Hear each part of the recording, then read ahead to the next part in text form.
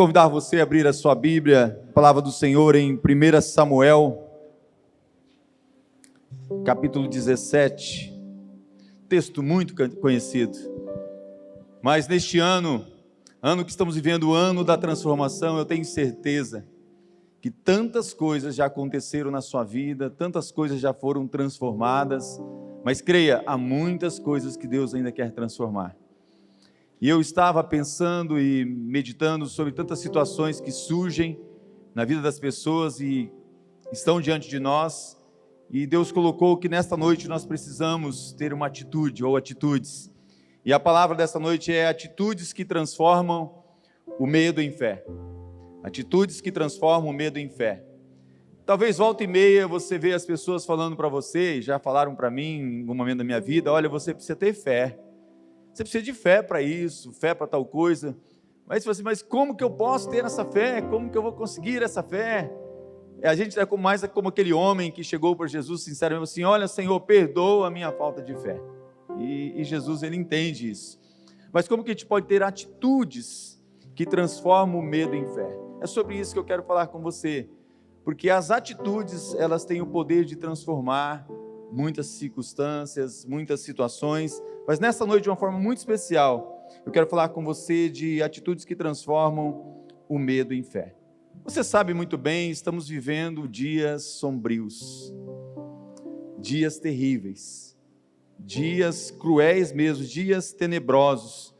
Eu me lembro que quando eu era adolescente, ainda eu li Este Mundo Tenebroso, um livro, tenho ele ainda, li o 1 e li o 2, e aquilo lá parecia ficção científica, né, naquela época, parecia um livro de ficção, parece que nunca ia acontecer.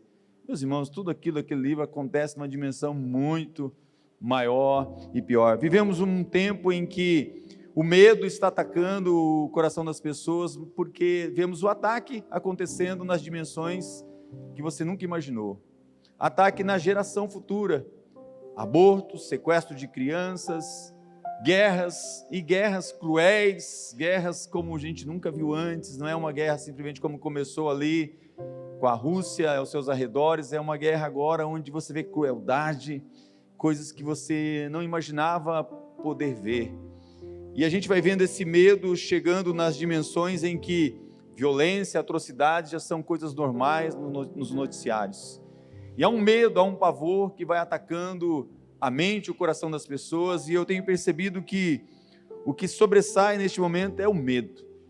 Esse medo, uma dimensão nunca foi vista, porque nos aconselhamentos, nos momentos que conversamos com as pessoas estão com medo da morte, as pessoas estão com medo de espíritos, de demônios, de ataques demoníacos que estão acontecendo, as pessoas estão com medo do inferno, as pessoas estão com medo de perder o seu emprego, o seu trabalho, pessoas estão com medo de perder as suas posses, pessoas têm medo de quem tem riqueza de ficar pobre, de perder tudo, de ser confiscado, medo de confiscar o dinheirinho seu da poupança, né, que você já ouve, vai acontecer de novo, medo de que os seus filhos que estão firmes na igreja, que eles desviem, medo de seus filhos que eles, quando casarem, depois eles se separem, casais com medo de terem filhos e os filhos nascerem com alguma enfermidade, alguma situação que ele não queira para a sua vida, e quer então até abrindo mão de ter filhos por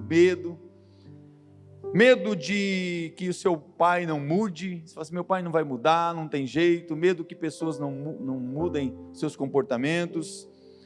Pais têm medo de que seus filhos e filhas que estão desviados, estão fora dos caminhos, eles nunca voltem mais, que eles não voltem mais. E o medo vem atacando em todas as esferas da vida. Pessoas têm medo de ficar sozinho, tem outros que falam que têm medo de casar, tem outros que têm medo de serem atacados por algum tipo de enfermidade mental, algum surto, porque os toques, né, as síndromes, as situações mais adversas estão atacando as pessoas em esferas emocionais, espirituais e físicas. E os medos são todo tipo de medo, né? Eu sempre falo, gente tem medo que é um pavor, às vezes, de um grilo, de uma barata, de uma aranha, todo tipo de fobia. E os medos estão, então, tem situações na nossa vida que trazem medo. E por que eu resolvi trazer essa palavra? Porque o medo, ele paralisa. O medo, ele adoece. O medo faz morrer sonhos e muitas vezes você desiste até mesmo dos sonhos. E eu quero contrastar isso no início com alguns homens que tiveram uma atitude de fé que transformou situações. Eu começo só pensando sobre Moisés. Moisés foi uma pessoa que você acha, será que ele teve medo? Imagine ele no meio daquela situação com todo aquele povo, ou aquele momento mesmo em que o povo, a Bíblia relata que o povo estava apavorado, com pânico, com medo, porque estavam cercados, havia um mar pela frente, eles estavam desesperados. Mas Moisés estava ali conduzindo aquele povo e ele não sabia se o mar ia se abrir, ele não sabia se depois nem sabia da existência de maná, de codornizes, que a água ia sair da rocha, ele não sabia de nada disso, mas ele teve uma atitude de coragem, e essa atitude dele, algumas atitudes fizeram com que ele levantasse o bordão, marchasse e avançasse e se tornasse quem realmente ele se tornou. Fico imaginando Abraão. Imagine Abraão se ele não teve medo quando Deus lhe pede aquilo que ele nunca teve, sonhou em ter, lhe pede o seu único filho, Isaque, e pede que Isaque seja sacrificado. Fico imaginando Abraão caminhando com o seu filho do lado, até o lugar do sacrifício, e talvez naquela caminhada o filho perguntando: pai, que bom que eu estou indo com o Senhor adorar a Deus, que bom que eu estou indo com o Senhor prestar culto a Deus, mas eu não estou vendo aqui o cordeiro, não estou vendo a oferta. Imagina o coração de Abraão se ele não teve medo, mas ele teve atitude, e uma atitude que realmente Deus se revelou naquele lugar como Jeová Jiré, o Deus que provê. E podemos ver N histórias da atuação de Deus em favor daqueles que confiaram em Deus, depositaram a sua vida em Deus. E talvez você está aqui essa noite, você está na sua casa, vai receber essa palavra em outro momento, tem algo que está te apavorando, há um medo dentro de você, há um medo de que algo não aconteça, há um medo de que algo ruim aconteça, e talvez este medo está aí dentro da sua mente, do seu coração, e ele é real, ele está acontecendo na sua vida, acontecendo à sua volta. Mas quando a gente ouve a história de várias pessoas, a gente fala assim: puxa, que bom que Deus agiu. Mas agora eu te pergunto, e quando a história é comigo? Quando a história é com você? Quando a história é com um filho, uma filha? Quando a história é com alguém muito perto de você? Como agir? Como proceder? Como eu e você, a exemplo desses grandes homens, o medo pode nos fazer querer desistir, ficarmos paralisados e tomarmos decisões erradas. Mas eu creio, pelo contrário, que nessa noite, pelo poder da palavra de Deus, pela ação do Espírito Santo, nós podemos nos mover para viver algo sobrenatural e transformar aquilo que você está vivendo. Transformar mesmo. E eu creio que nós nos movemos numa ação corajosa, e esse medo ser transformado em fé. E ser transformado em fé é ter uma certeza que você vai agradar a Deus. Porque o medo, ele traz desistência, e desistir nunca vai agradar a Deus. Deus se agrada de quem é corajoso. Então esse texto de 1 Samuel, quero que você deixe ele aberto, capítulo 17. Deus nos mostra um exemplo de um homem que atuou valentemente, e eu e você, eu acho que quantas mensagens já ouvimos sobre Davi. Mas nessa noite a minha oração é que Deus faça algo não só novo, mas transformador na sua vida, na sua casa. Porque aqui eu tenho um exemplo de um homem que atuou valentemente, e as suas atitudes se transformaram em atos de fé. E esses atos de fé transformaram toda a situação à volta dele. Há uma situação que precisa ser transformada na sua vida? Pense se há alguma coisa que precisa ser transformada.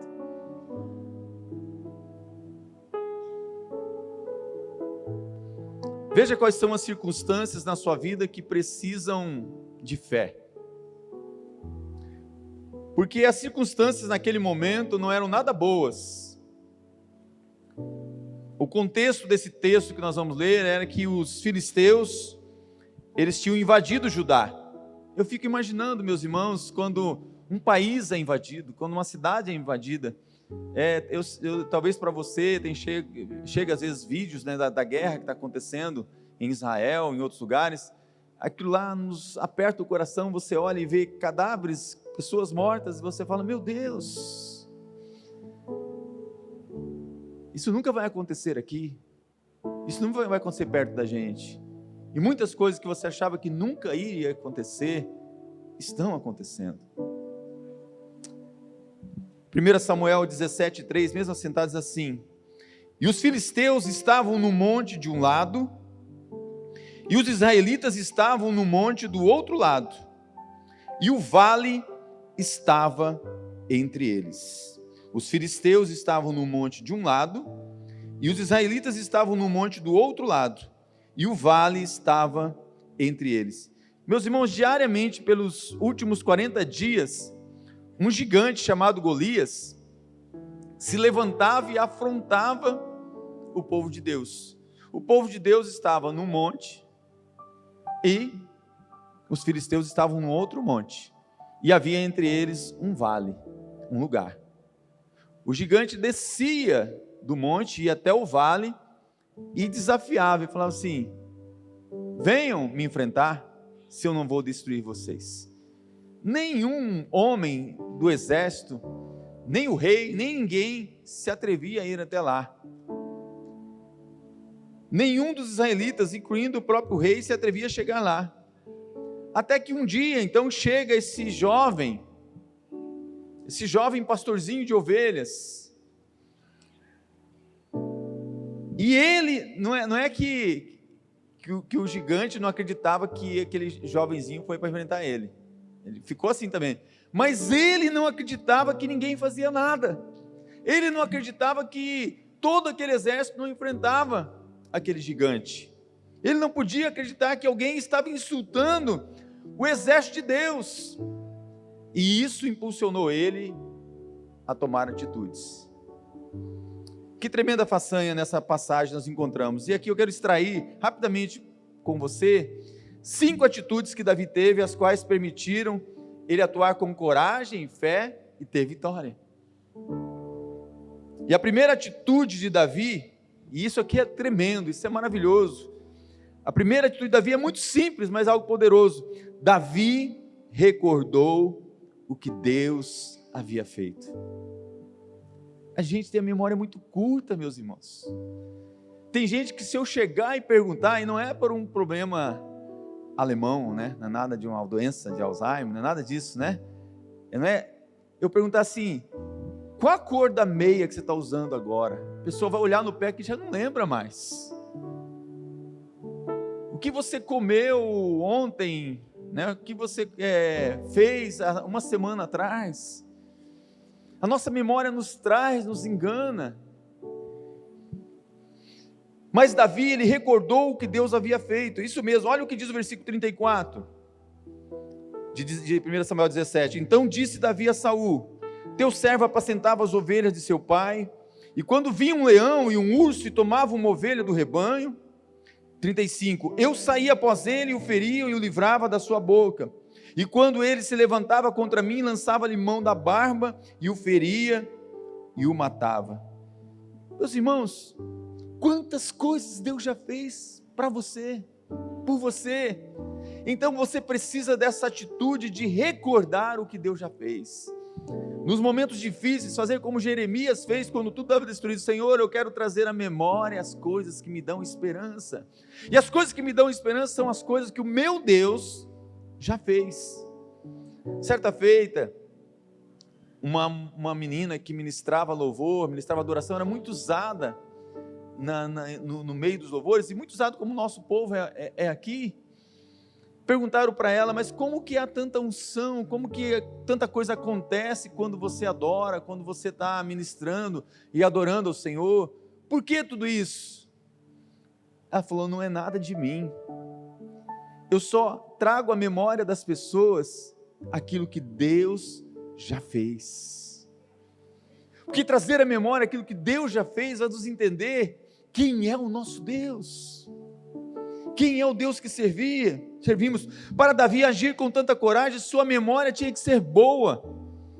Uma das coisas que eu falo, para a equipe, a gente conversa, eu falo assim: gente, Anota tudo que alguém te falou, para depois a pessoa não chegar e falar que você falou e você não falou. Anota, printa conversa de WhatsApp, porque às vezes a memória engana. E eu, graças a Deus, mas tem gente que fala assim, eu me lembro, 10 anos atrás, quando nós conversamos, e eu te pedi para você fazer isso e você não fez. Eu tenho memória boa, graças a Deus por isso, mas é uma coisa que Deus me dá, uma memória boa. Mas eu procuro anotar também, registrar. Pedidos de oração, eu fico anotando para saber se a pessoa teve a resposta, se aquilo aconteceu. Tem gente que pede oração para mim, e eu vejo às vezes, tem gente que já pediu para mim, pastor, ora para eu ter um emprego, ter um carro, ter isso. Eu oro. E a pessoa é que nem aquele leproso, ele não volta para agradecer, porque eu vejo a pessoa às vezes andando com o carrão dele e não dá nem carona para alguém da irmãzinha que está precisando de carona. Tem, irmãos, você pede uma bênção, pastor, pede para Deus me dar uma casa, eu vou abrir um pequeno grupo na minha casa. Dá vontade de falar desgraçado, não vou falar, miserável, né, melhor, né? Mas acaba sendo um desgraçado, porque desgraça é alguém que não quer a graça dentro da sua casa. Meus irmãos, que tal você recordar o que Deus tem feito na sua vida? Comece a ter essa atitude de recordar. Sabe por quê? Uma frase que eu quero que você grave: o medo aprisiona, a fé liberta. Você está prisioneiro de tanta coisa porque você não recorda quem é o seu Deus. Então a primeira atitude é essa: recorde. Pega o exemplo de Davi, porque o medo aprisiona e a fé liberta. Segunda atitude,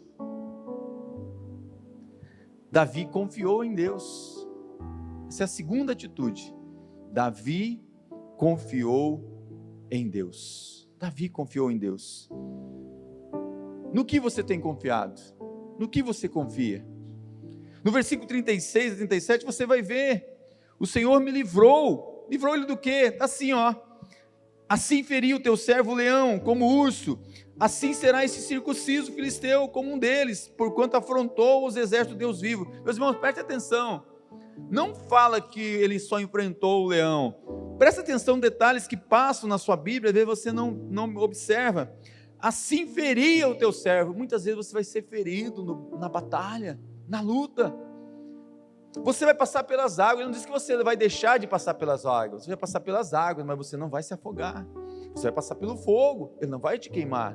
Ele não está dizendo que você não vai passar, não vai lutar com o leão, não vai lutar com o urso, não vai ter lutas. Disse Davi mais no 37, o Senhor me livrou das garras do leão e das do urso, ele me livrará da mão deste filisteu. Então disse Saul a Davi, vai e o Senhor seja contigo.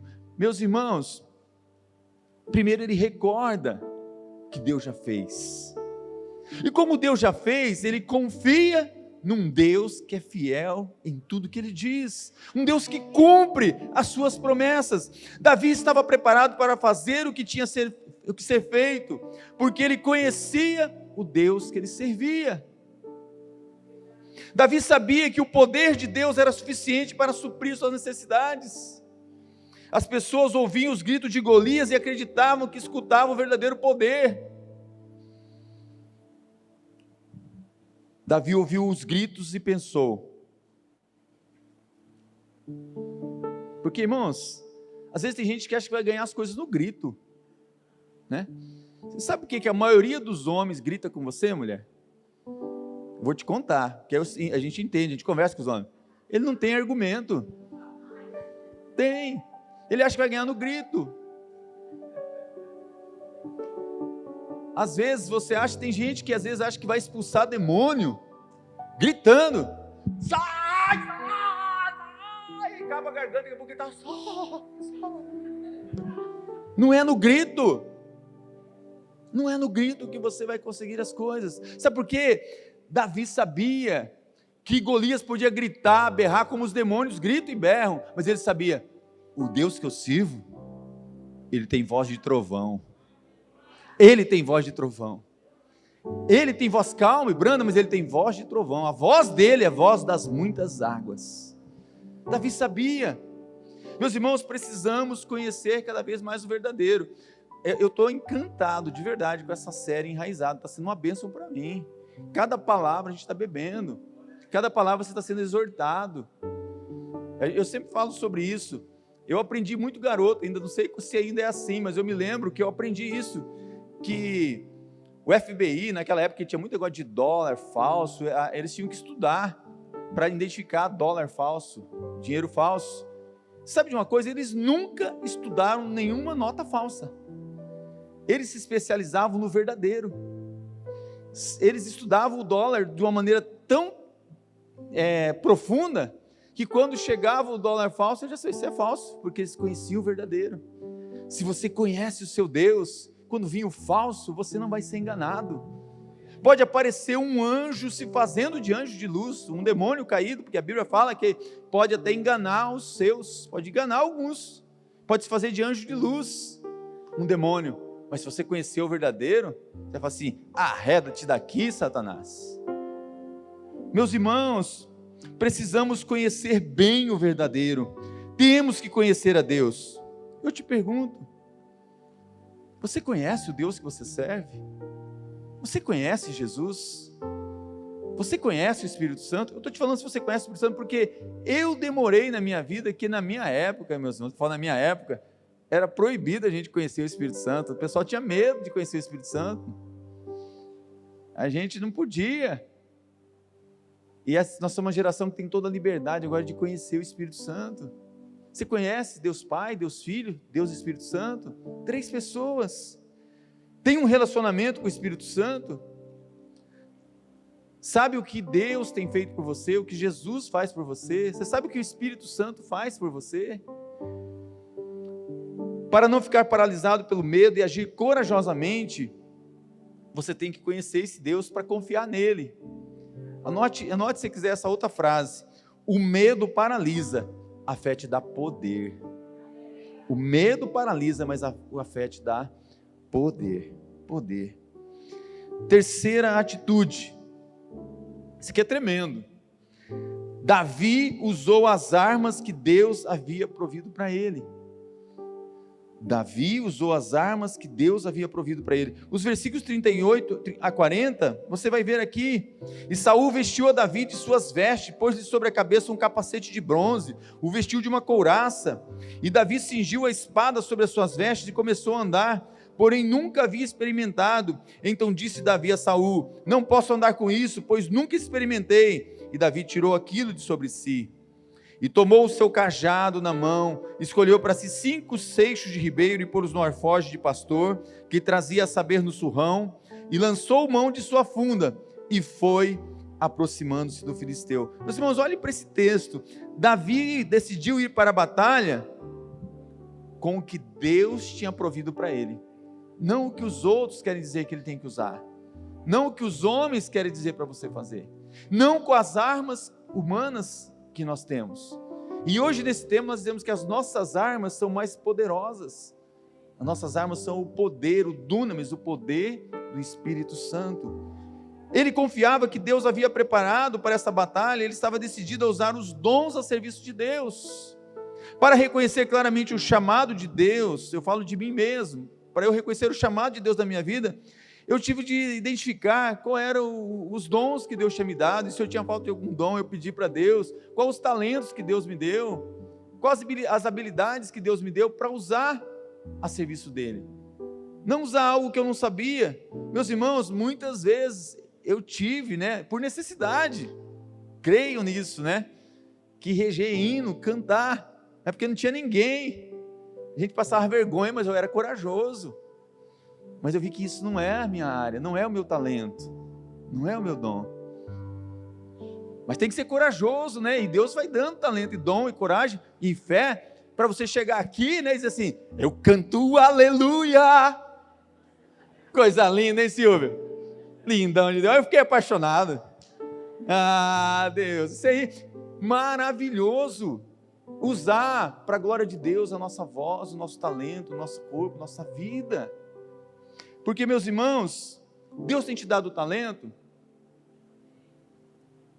Se Ele tem te dado, você tem enterrado ou tem multiplicado, tem guardado? Não tem ninguém que Deus não tenha dado talento. Você precisa descobrir o talento que Ele te deu, se você acha que não tem. Está usando os talentos de Deus no máximo, com excelência?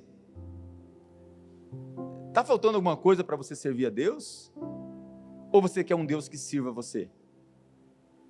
Deus tem provido você de tudo que você precisa para servir a Ele?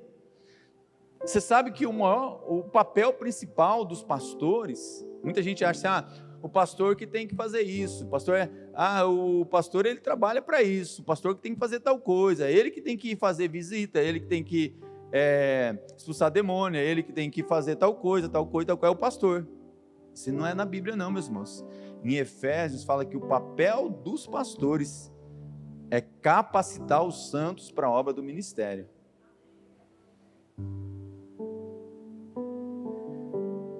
Agora eu quero ser bem claro, não estou dizendo que não tenhamos que trabalhar para melhorar nossos talentos, mas devemos desenvolver os dons e os talentos.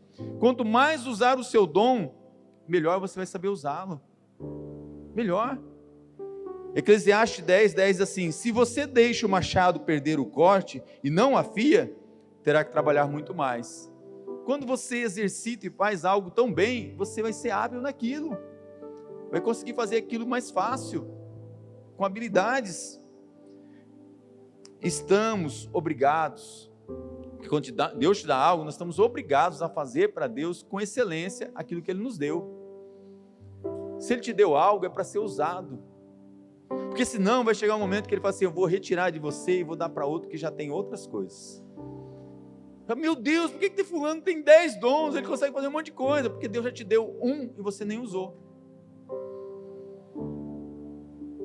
Estou convencido disso e creio que Davi também estava. Esta não era a primeira vez que ele manejava a sua funda. Davi sabia manejar a funda. Quantas vezes ele deve ter treinado? Ele já havia trabalhado nisso. E que tal você? Minha pergunta. Crê que tem o necessário para ir em frente e fazer o que Deus está pedindo que você faça hoje?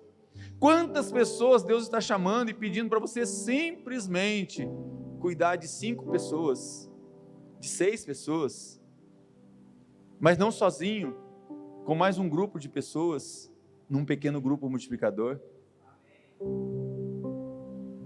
Será que Deus já não pediu para você abrir a sua casa? Pense nisso. Porque se Deus te dá uma casa, você podia falar assim, não, mas eu não tenho casa para receber ninguém.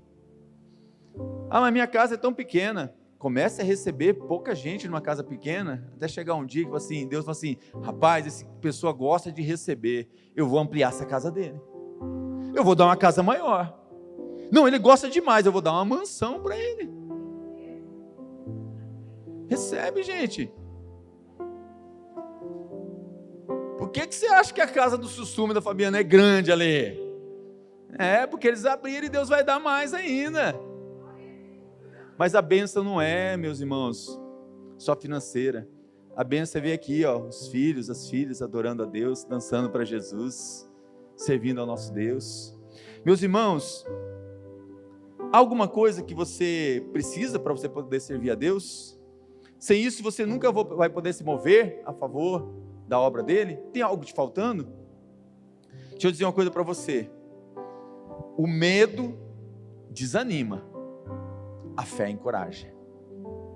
O medo desanima, mas a fé encoraja. Grave isso, grave isso. E uma quarta atitude agora. Isso aqui eu gosto, mas isso que você vai gostar. Davi repreendeu a Golias e ele tomou uma posição. Meus irmãos,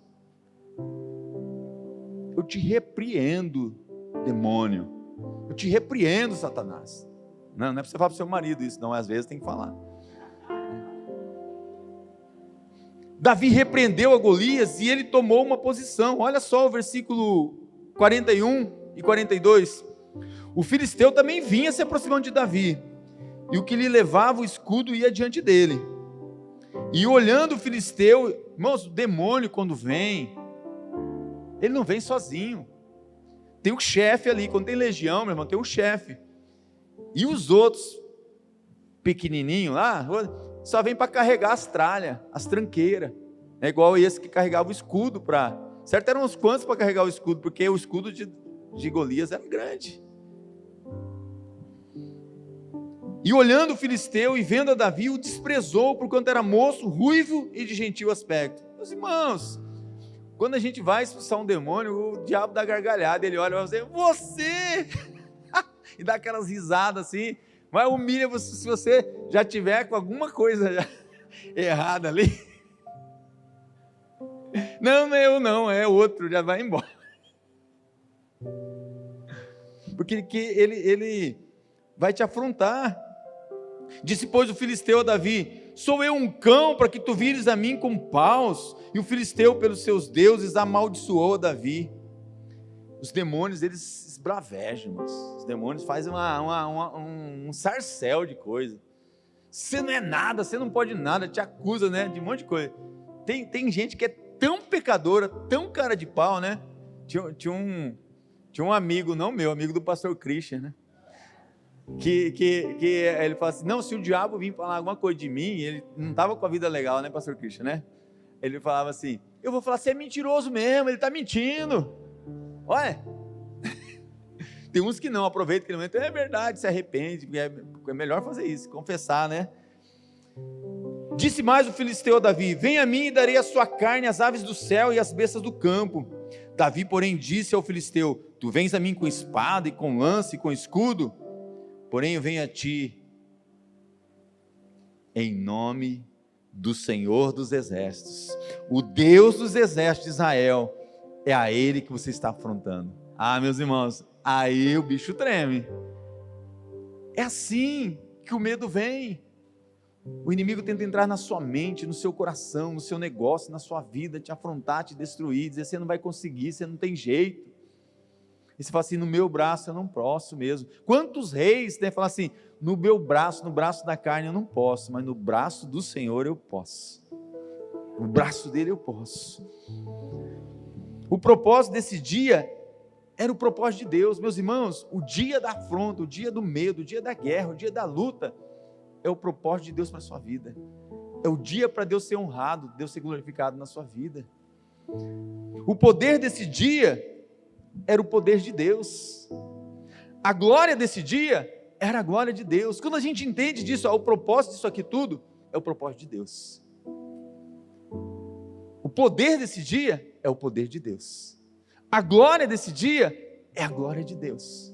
Tudo muda quando você entende que não tem nada a ver com você, tem a ver com Ele. Eu gosto muito de uma coisa que Charles Spurgeon disse. Ele disse que os cristãos são muitas vezes como um grande submarino. Quando o tempo está bom e estamos em águas calmas, nos sentimos orgulhosos de navegar na superfície. É mais ou menos quando a gente está aqui cantando louvor, né? A gente adora, a gente marcha, a gente levanta a mão, a gente pisa na cabeça do diabo, a gente faz isso, faz aquilo, mas quando as coisas complicam, o submarino vai lá para o fundo, se esconde. Então, precisamos tomar posição. Por que tomar uma posição é tão importante? Queremos que vejam que as nossas ações corajosas têm o seu próprio propósito.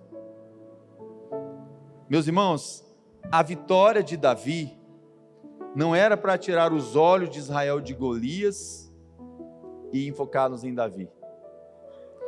O propósito era mudar os olhos de Golias e colocar em Deus. Você entende que não era nem com a ver com o povo? Então o propósito de toda a luta que você tem, de todo o medo que você tem, é colocar esse medo, essa luta, essa dificuldade, ela olhando para Deus. O que te desafia é olhar para Deus. O propósito era para mudar o olhar de Golias em direção a Deus. Faça com esse gigante, esse medo, isso que se levanta na sua vida. É igual aquela história, né? Eu fui atrevido na escola, né? Às vezes em quando eu conto para vocês algumas coisas, né? 4 irmãos, né? Aí eu tinha 2 irmãos mais velhos, né? Os 2 irmãos grandão na época, a gente tem as faixas etárias de dificuldade. As gurizadas vinham assim, ó, aqueles 2 lá, meus irmãos. Vocês vão se ver com ele também, não vai ser só comigo não. E eu era embaçado. Meus 2 irmãos, principalmente o Hudson, fala que ele apanhou várias vezes por causa de mim. Mas o nosso Deus não, meus irmãos. O nosso Deus, É Ele que está no controle de tudo. Fala assim, ó, você não está mexendo comigo não, ó. É com o grande Deus, todo soberano. É com Ele que você está mexendo. Essa é a nossa meta. Davi não salvou a Israel. Deus o fez. Deus fez. Nós não podemos salvar a ninguém. Jesus que salva. A Igreja Batista Memorial não salva ninguém. Pastores aqui, a gente não tem poder nenhum, nada diferente de você. Mas Jesus tem. O Senhor tem. Com o propósito correto, podemos ter coragem, irmãos, para avançar. Então, anota essa frase. O medo debilita, a fé cura. Irmãos, o medo deixa você prostrado, doente, ferido, machucado, prostrado. Mas a fé cura. Meus irmãos, essa semana eu falei assim, foi acometido, não sei se é uma virose, nós somos do cemitério. Eu já falei para você, sempre que você vai para um lugar, eu já olho e falei assim, eu não vou olhar, achar um túmulo para mim, né? Eu falei, meu Deus, eu vou olhar aqui, não é nem a saída, eu vou olhar onde que tem o banheiro, né? Mas quando eu dei uma olhada no banheiro, eu falei, meu Deus, Senhor, o máximo é procurar um túmulo vazio aqui. Irmãos, eu estava mal, né? Eu fui para lá, né? Eu falei, Deus, me dá força, para me dar uma virose, atacou. Pastor, se eu conto, eu conto, né? Fiquei mal mesmo, fiquei indisposto, com ânsia, eu fiquei diante do trono a madrugada toda, estava, né? Negócio feio, né? Pastor, você está contando? Foi, eu estava fraco, eu estava lá mal, mas fui lá evangelizar. E pudemos ganhar pessoas para Jesus e saber cada histórias lá. E Deus me sustentou, me guardou. Eu falei assim, eu tenho fé, né? E eu falei assim, eu vou ter fé que eu vou ainda ir jogar tênis no sábado à tarde. E fui. E se o cara que me chama estivesse lá, ele ia tomar uma surra, que eu estou ficando enjoado nesse negócio. Conversa. O medo debilita. A fé cura, irmãos. Tem que ter fé para estar curado. Irmãos, olha só, eu até vou contar um outro negócio legal, né? Cheguei ali agora no culto, aí o Cláudio falou assim, pastor, acho que souberam que eu tinha ficado desidratado, mal, né? Mas como eu já sou do ramo, né? Já fui do ramo, já me tratei, me cuidei, né? Cheguei ali e falou assim, pastor, ó, o médico trouxe para o senhor uma caixinha aqui, aí tem uma caixa ali, eu falei, assim, grande, de isopor, eu falei, será que já trouxeram bolsa de sangue para mim? Né? Soro, né? Aí eu, me lembrei. Tem uma pessoa que me provoca, né, direto, né, põe para mim umas coisas, né, na hora do almoço, depois do almoço, né? Aí eu respondi, né, hoje ainda eu falei assim, eu achei que o retiro dos homens tinha tratado o seu coração, fica fazendo essa maldade comigo. Então eu estou com fé, meus irmãos, que o que tem dentro daquela caixa que eu vou pegar lá, que é só minha, eu vou abrir só lá em casa, é algo bom que está para mim. Mas eu não vou entregar quem que é esse médico, não. Porque senão vocês vão ficar pensando mal da outra medical, eu não vou entregar quem é o médico, não vou fazer isso. Então, mas eu tenho certeza que a esposa dele, quando ele viu me provocando, né, falou assim, você vai ter que agora abençoar o pastor, né? E eu fiquei com fé, quando ele me mandou a foto, né, eu falei assim, eu fiquei com fé que eu ia ser curado desse negócio, né, de achar que toda vez ele ia fazer maldade. Então, se eu ficasse debilitado com medo dele não agir, eu não ia ter essa caixinha que está ali, viu? O medo debilita, a fé cura. Quinta e última atitude, meus irmãos, para a gente ter um tempo de oração, um tempo de buscar a presença do Senhor. Davi correu para a batalha. Meus irmãos, isso é tremendo. Tem muito crente correndo da batalha. Tem muito crente correndo do serviço. Tem muito crente. Irmãos, quantos eu e o pastor Cristo já presenciamos isso, né? A gente aprendeu tanta coisa, né? De gente que vê, cai um endemoniado ali e fala assim, vai saindo em nome de Jesus, vai saindo em nome de Jesus, vai saindo, e ele vai saindo, mas o demônio está lá ainda. Meus irmãos, aconteceu, vai para cima, vai para a batalha. Eu estou aqui, não estou no meu nome, eu estou no nome que é sobre todo nome. Eu estou aqui como servo, não tem ninguém aqui, eu sou luz aqui nesse lugar, eu sou sal nesse lugar, eu não tenho poder nenhum em mim, mas o poder é do Senhor. Davi correu para a batalha, Davi foi para cima, meus irmãos. 1 Samuel 17:46 em diante diz assim, hoje mesmo o Senhor te entregará na minha mão, e ferir-te-ei, e tirar-te-ei a cabeça, e os corpos do arraial dos filisteus darei hoje mesmo às aves do céu e às feras da terra, e toda a terra saberá que há um Davi aqui neste lugar. Não, amém não, que há um Deus aqui neste lugar. Não tem que saber de Davi, de pastor tal, é Deus, irmãos, é Deus. Todos vão saber que tem um Deus neste lugar. E sucedeu que, levantando-se o filisteu e indo encontrar-se com Davi, apressou-se Davi e correu ao combate a encontrar-se. Ele foi para cima, meus irmãos. E Davi pôs a mão no alforje, tomou dali uma pedra, e com a funda lhe atirou, e feriu o filisteu na testa, e a pedra que se lhe cravou na testa, caiu, e ele caiu com seu rosto em terra. Versículo 50. Assim Davi prevaleceu contra o filisteu, com uma funda e com uma pedra, e feriu o filisteu, e o matou, sem que Davi tivesse uma espada na mão. Sabe o que significa esse texto? Mas é muito complicado, sabe? Eu vou te dar a decifrar para você.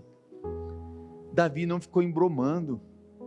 Para de embromar o seu pastor. Para de embromar o seu patrão. Para de embromar as pessoas. Para de enrolar, de procrastinar. O ano que vem eu vou fazer. O ano que vem eu vou abrir. O ano que vem eu vou fazer o treinamento. O ano que vem eu vou me colocar à disposição como facilitador, como alguém que... Estou falando isso, sabe por quê, meu irmão? Ano que vem.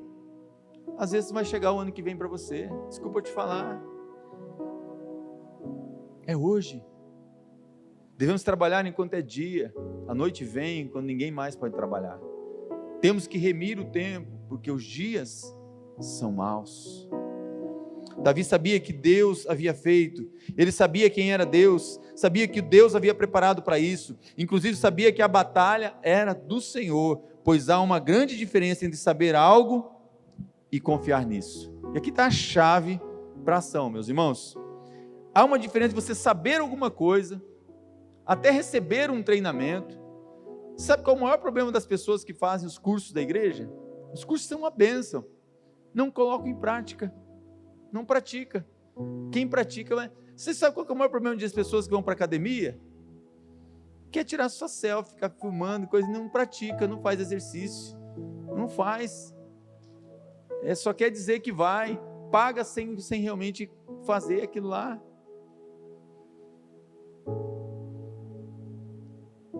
Tem gente que chegou para mim, pastor, o senhor está passando fome, tá. Eu falo assim, irmãos, massa gorda sumiu, que é massa muscular mesmo. E é verdade, meus irmãos, você se sente bem quando você põe um propósito, e você vai ver que os propósitos que eu fiz, eu falei para você, alguns anos atrás, eu falei, irmãos, eu estava com 96 quilos, eu falei, eu sei aonde eu vou chegar, eu vou colocar data e prazo, e depois manter isso. É fácil? Não é, de jeito nenhum. Essa aqui é a pergunta que eu fazia para a gurizada, né, nas gincanas. Quantos homens canhotos, né, atiravam numa funda uma pedra e acertavam um fio de cabelo e não erravam? É uma pergunta que eu fazia. E onde que está isso? Né? É a pergunta que eu fazia nas gincanas. Juízes 20:16, assim: entre todo o povo havia 700 homens escolhidos, canhotos, os quais atiravam com a funda uma pedra em um cabelo e não erravam. Meu irmão, não adianta você saber alguma coisa e não pôr isso em prática. Onde estavam esses 700 homens nessa hora da guerra? Quantos deles atiraram com a sua funda na direção de Golias? Quantos atiraram? Onde estavam? Onde estava você quando nós fomos evangelizar? Onde estava você quando nós fomos no hospital? Onde estava você quando nós fomos levar uma cesta básica? Onde estava você quando alguém estava precisando de ajuda? Onde estava você quando levantamos a campanha de construção da igreja? Onde estava você quando 25, 30% da igreja estava dizimando? Onde estava você? Onde estava você quando os pequenos grupos estavam mobilizados? Onde estava você quando uma guerra está sendo travada e você está vendo acontecer e está salvo, satisfeito, mas não está sossegado, né? Meus irmãos, infelizmente não vemos eles correndo para a batalha para enfrentar Golias. Infelizmente nós não vemos muitos irmãos e irmãs correndo para enfrentar batalhas e dizendo: vai irmão tal, vai fulano, vai ciclano. Você consegue ver esses 700 homens canhotos? Você consegue ver você no meio da batalha, correndo? Há uma grande diferença entre saber algo e confiar nisso. Anote a última frase dessa noite: o medo torna inútil, a fé torna útil.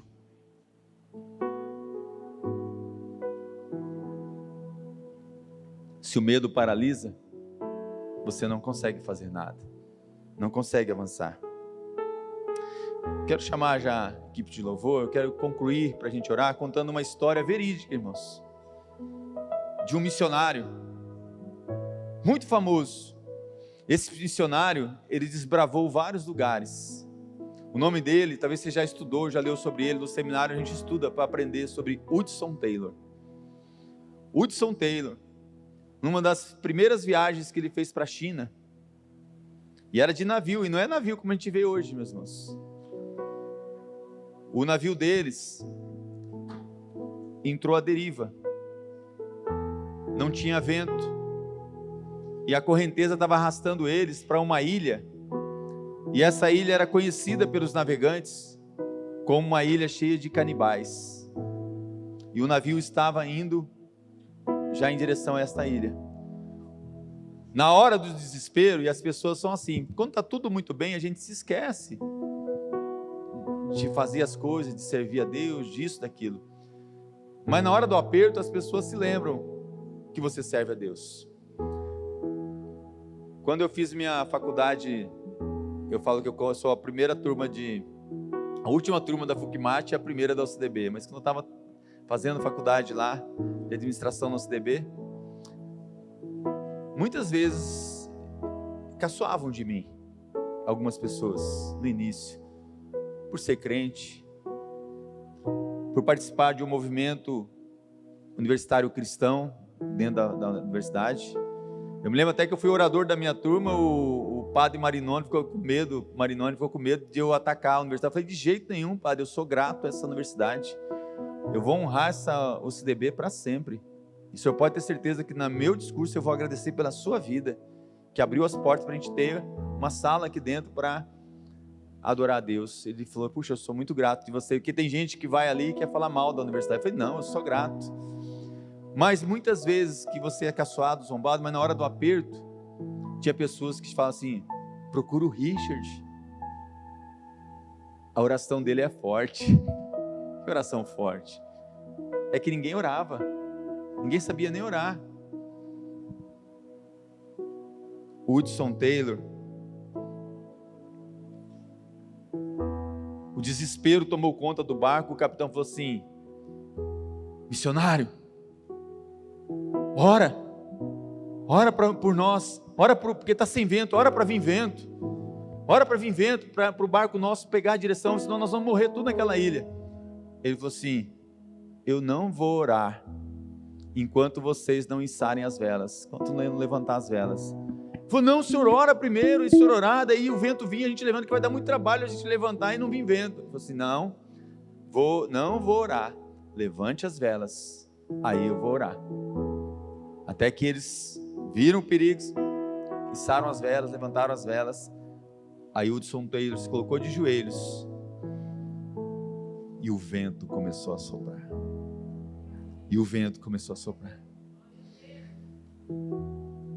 Deus está falando com você, Deus está falando com a igreja. Ele quer soprar o vento do Espírito sobre todo medo, sobre situações adversas na sua vida. Mas enquanto você não se posicionar, enquanto você não levantar as velas da oração, da ação, da atitude, as coisas não vão acontecer. Meus irmãos, há uma montanha e há outra montanha. O mundo está assim, e há um vale, e todos os dias o diabo, ele vem desafiar pessoas, ele vem desafiar você. Jesus tem esse papel de Davi.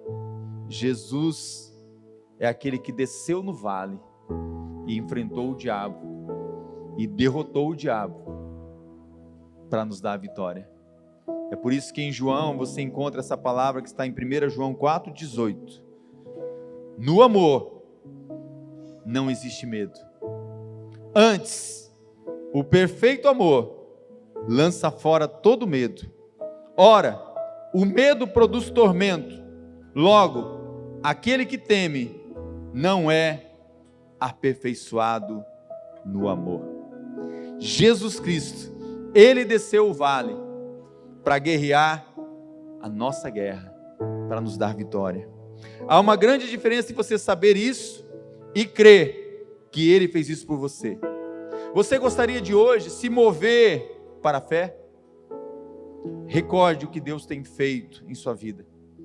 Dependa dele, confie nele, recorra ao que ele tem te dado. Repreenda Satanás, confie em Deus e corra para a batalha. Esta é a noite que Deus preparou para você mudar do medo para a fé. Você recebe essa palavra?